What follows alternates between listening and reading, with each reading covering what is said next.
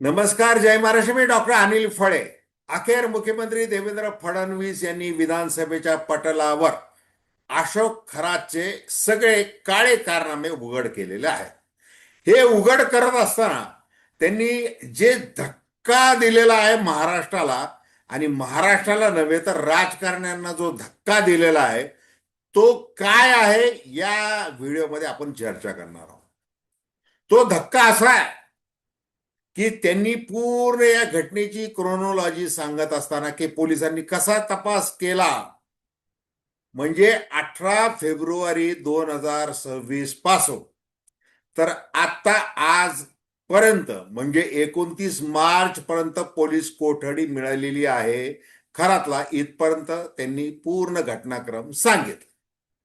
त्याच्यामध्ये एक गोष्ट, ते जे एक वाक्य बोललेले आहेत त्याच्यामुळे भल्या भल्यांच्या मनामध्ये धडकी भरलेली आहे. आणि ते वाक्य काय आहे आणि एकूणच काय चाललेलं आहे याच्या संदर्भामध्ये खरातचे सगळे कारनामे आणि पोलिसांना नेमकी माहिती कोणी दिलेली आहे आणि पोलिसांनी कशा प्रकारचा हा आराखडा बनवून त्याप्रमाणे कारवाई चालवलेली आहे, कुणाला थेटपणे पकडलं जात आहे आणि कुणाला सहजगत्या कसं सोडलं जात आहे हे देखील आपण बोलणार आहोत. तेव्हा दर्शकांना विनंती की चॅनल सबस्क्राईब करावं, सबस्क्राईबचं बटन दाबावं आणि आपल्या प्रतिक्रिया बिनधास्तपणे नोंदवाव्यात. तटस्थ भूमिकेतून स्वतंत्र पत्रकारिता म्हणून सर्वसामान्यांच्या दृष्टिकोनातून आपण चर्चा करत असतो. हे बघा, आता मुख्यमंत्र्यांचं वाक्य काय हे सुरुवातीला सांगतो. ते वाक्य असं आहे, अशोक खरातचा जो मोबाईल आहे त्या मोबाईलचा सगळा डेटा, त्याचं क्लोनिंग सगळं मिळवण्यासाठी तो IT डिपार्टमेंटकडे देण्यात आलेला आहे. इतक्या दिवसात तो झालेला नाही का, नसावा का, हा प्रश्न तुम्हाला आम्हाला पडला पाहिजे. म्हणजे आता जे जे फोटो देवेंद्र फडणवीस यांच्यासह एकनाथ शिंदे, जयंत पाटील वगैरे वगैरे वगैरे वगैरे अमित शहापर्यंत ज्यांचे प्रसारित झालेले आहेत त्यांना तो जेव्हा जेव्हा भेटला त्याच्या आधी आणि नंतर काय बोलणं झालेलं असावं या खराच्या मोबाईलमध्ये असणारच आहे.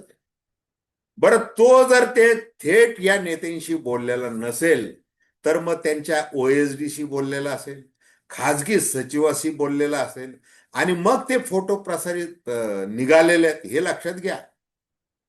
आता हे जसं आपण या व्हिडिओ या चॅनलवर आपण जो एक व्हिडिओ केलेला आहे की कॅप्टन खरात फाईलचा थरार आणि शिंदे शहांसह फडणवीसांनी सगळ्यांना केले गार, तो अवश्य ऐका.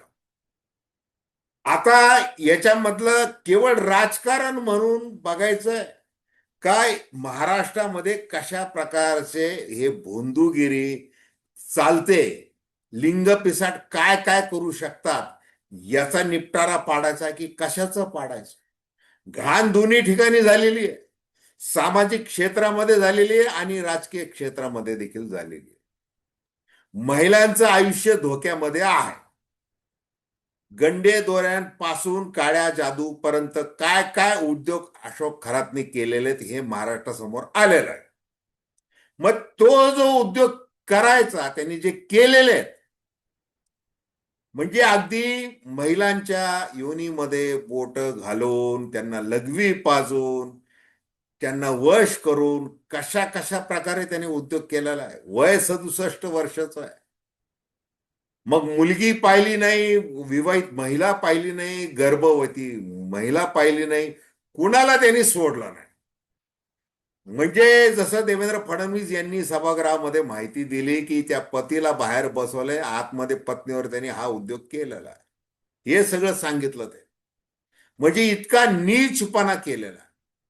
मग हा जो नीचपणा आहे आणि त्याचे सगळे जे व्हिडिओ आहेत हे कुणी दिले, आतापर्यंत प्रसार माध्यमांमध्ये किंवा या चॅनलवर सुद्धा असं नाव सांगितलं जात होतं, नीरज जाधव, जो त्या नाशिकच्या प्रॉपर्टी जी घराची आहे ओकस प्रॉपर्टी त्या ऑफिसमध्ये हा कोरोना काळापासून काम करायचा तिथं ऑफिस बॉय नाही, की त्यांनी ते दिले असावे.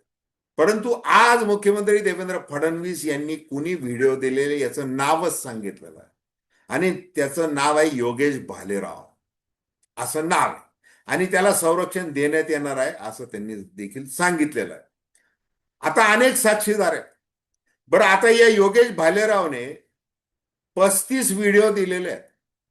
आता व्हिडिओची संख्या बदलली जाते, 58, 100 वगैरे असे बदलली जाते. आणि बघा, जसं आता राजकारण्यांचे जसे एक एक व्हिडिओ यायला लागलेले आहेत, जसे बच्चू कडूंचा एक आलेला आहे, अनेकांचे व्हिडिओ आलेले आहेत, तर ते आता एक एक एक एक एक एक यायला लागणार आहे. बरं, जसं एसआयटी नेमली, ती एसआयटी कधी नेमली त्याची तारीख देखील देवेंद्र फडणवीस यांनी सांगितली, ती 13 मार्चला नेमली. आता 13 मार्चला का नेमली? त्याच्या आधी जे काही झालं फेब्रुवारी महिन्यामध्ये, म्हणजे अहिल्यानगरच्या नगरच्या पोलिसांनी डीजी सदानंद दाते यांना ते सगळं कानावर टाकलं.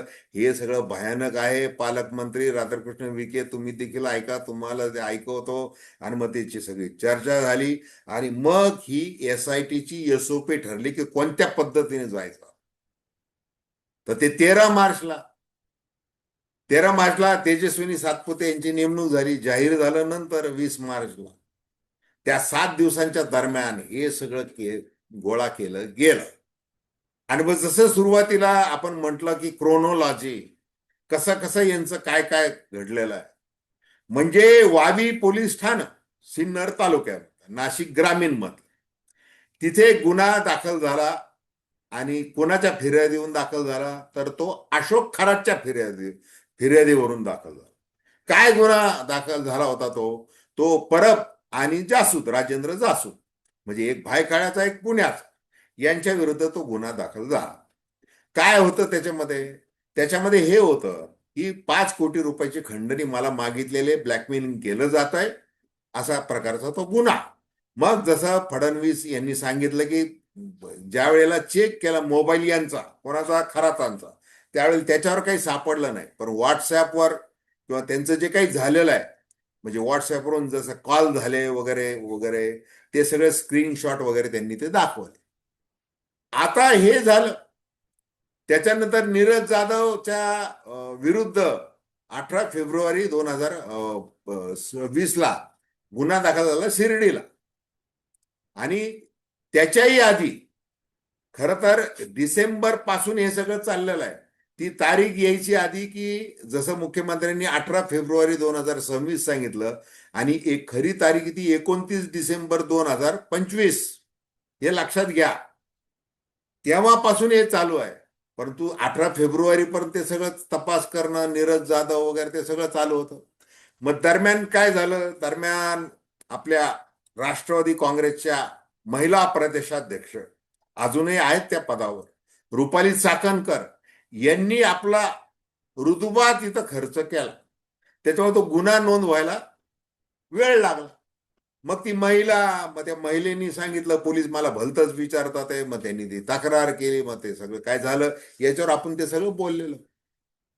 मग आता या नीरज जाधव ला ज्या वेळेला एसआयटीने, म्हणजे तेजस्विनी सातपुते आणि इतर अधिकाऱ्यांनी समोर बसवलं अशोक खरातच्या, आणि सांग म्हटले, त्या दोघांमध्ये जी प्रचंड बाचाबाची झाली, म्हणजे त्यांना जर मोकळं सोडलं असतं तर त्यांनी एकमेकांचे प्राणच घेतले असते, इतकी हाणामारी त्यांनी केली असती. कारण की नीरज जाधवने सगळे जे व्हिडिओ आहेत, हे मग तो परब असेल, जासूद असेल, किंवा अजून वेगवेगळे अजून काही त्याचे नावही येतील समोर हळूहळू, त्या लोकांना त्यांनी दिले की हा जो खरात आहे हा कशा प्रकारे लुटतोय, कोट्यवधीची माया गोळा करतोय, आणि मस्त कसा मजा मारतोय. त्याचा एक एक हात लोळा पडलेला, अमेरिकेत जाऊन त्यांनी उपचार केलेले वगैरे, काय ते सगळी कहाणी नीरज जाधवने या सगळ्या लोकांना सांगितले. अरे मग हा बाबा जर राजरोसपणे आणि प्रतिष्ठित महिलांना, राजकीय लोकांना वेगवेगळे आमिष म्हणजे वश करतोय, राजकारण्यांना म्हणतो ओशनो जल प्या तुम्ही, नंतर काय तुर्की समुद्रातलं खोल गुहेमधलं ते मध प्या, त्या एका बाटलीचे 9 लाख रुपये द्या, राजकारणी त्याला देतात. उष्ण जलते वेगळे पैसे देतात. इकडं महिलांना गुंगीचं औषध देतोय, स्वतःची लघवी पाचतोय, त्यांच्या योनीमध्ये बोट घालतोय, त्यांना वश करतोय. आणि माझं नाही ऐकलं आणि माझ्या या कृत्याची, आपल्या या भेटीची जर वाच्यता बाहेर केली तर तुझ्या पतीचं निधन होईल, तुझं अमुक होईल, तुझं तमुक होईल, अशा धमक्या. हे सगळे उद्योग मग त्या व्हिडिओच्या माध्यम हे सगळे चाललेले. आणि आपण स्वस्त का बसायचं असा प्रश्न या नीरज जाधव, जासूद आणि या परबला पडलेला. मग त्याच्यातून त्यांनी तो उद्योग केला. बरं, यांनी अशोक खरातनी एवढं सगळं करून म्हणजे याचं धाडच बघा तुम्ही. म्हणजे एवढा उद्योग का, म्हणजे दैत्य त्याच्यामधला जागा झालेला. आणि या दैत्याला संरक्षण कुणाचं? राजकीय लोकांचं. त्याच्यामुळं आपलं कोण काय वाकडं करणार आहे? हे जे आपल्याकडे काम करणारे आहेत ते एआय बनवून मॉर्फिंग करून त्या महिलेला हे करत असतील किंवा आपल्याला खंडणी मागत असतील तर आपल्याला करायचं काय? आपण यांना तर काही भीक घालायची नाही. आपल्या समोर कोण आहे? सगळे आपल्या समोर नतमस्तक झालेले आहेत. म्हणजे साक्षात मुख्यमंत्री आपले श्री ईशान्येश्वर मंदिराच्या तिथं येऊन अभिषेक करून गेले. आपण केंद्रीय गृहमंत्री अमित शहा यांना भेटलो. आपण देवेंद्र फडणवीस यांना भेटलेलो आहे. आणि हे कोण आपल्याला त्रास देणार आहे? आणि महिला आयोगाच्या अध्यक्ष आपल्या ट्रस्टी आहेत. ही जी मस्ती, हा जो मुजोरपणा, हा नडला कुणाला? अशोक खरातला. आणि तो बरोबर घेऱ्यामध्ये सापडला. मग आता मला सांगा की आपण आभार कोणाचे मानले पाहिजे सर्वसामान्यांनी? खरं तर हे जे घडलं म्हणजे आता ती साईबाबाची जी काठी आहे, त्याचा जो सोटा आहे, तो असा फिरला. नीरज जाधव आणि त्यांनी ब्लॅकमेलिंग करण्याच्या, खंडणी घेण्याच्या नादात का होईना पण महाराष्ट्रासमोर ते सगळं आणलं. आधी मॉर्फिंग केलं, मग नंतर एक एक एक एक व्हिडिओ ते यायला लागले.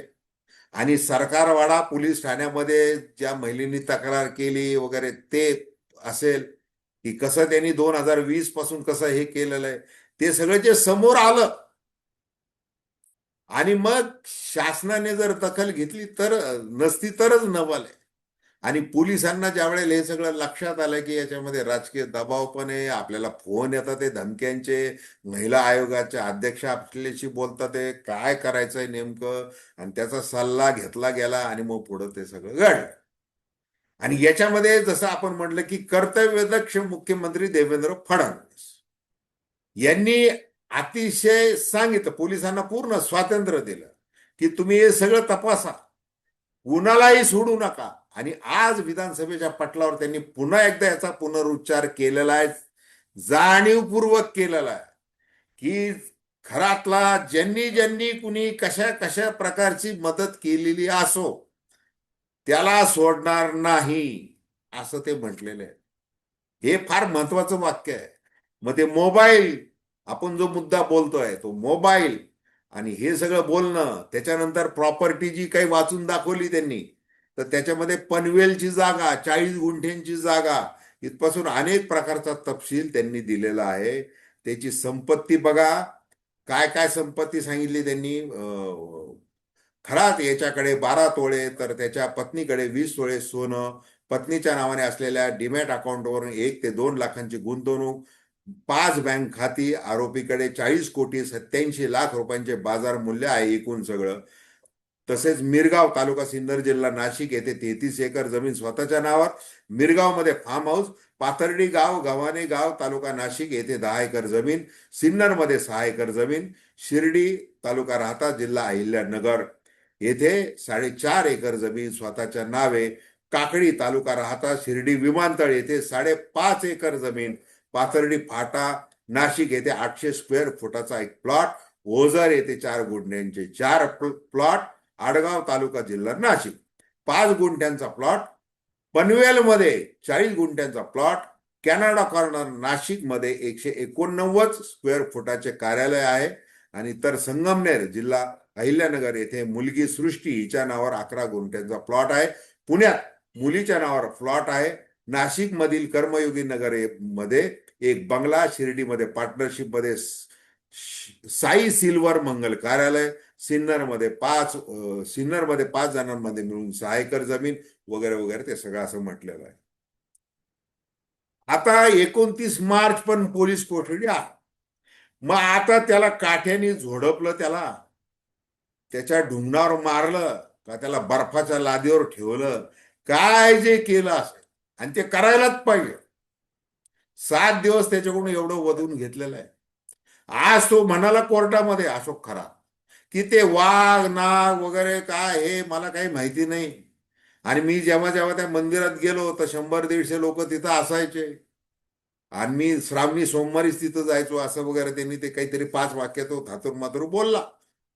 ज्या वेळेला न्यायाधीश जिल्हा नाशिक सत्र न्यायालयामध्ये न्यायाधीशांनी त्याला विचारलं, तुला काही बोलायचं आहे का, एवढे 5 वाक्य बोलला, आणि तो सगळ्या आपल्या हाताच्या बोटांकडे त्याचं ते लक्ष होतं. म्हणजे तिथेही काही तो काही मंत्रोच्चार करत होता काही हे त्याची त्यालाच माहिती. हे असं सगळं आहे.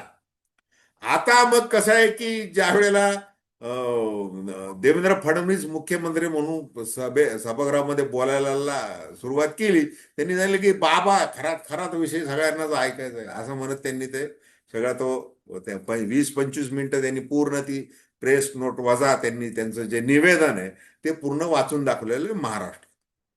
आता याच्यामध्ये अजून आता पुढच्या दिवसांमध्ये एक लक्षात घ्या की हे प्रकरण वर दिसतं, आणि आत्ता जेवढं बाहेर आलेलं आहे तेवढंच ते आतमध्ये खूप आहे हे लक्षात घ्या.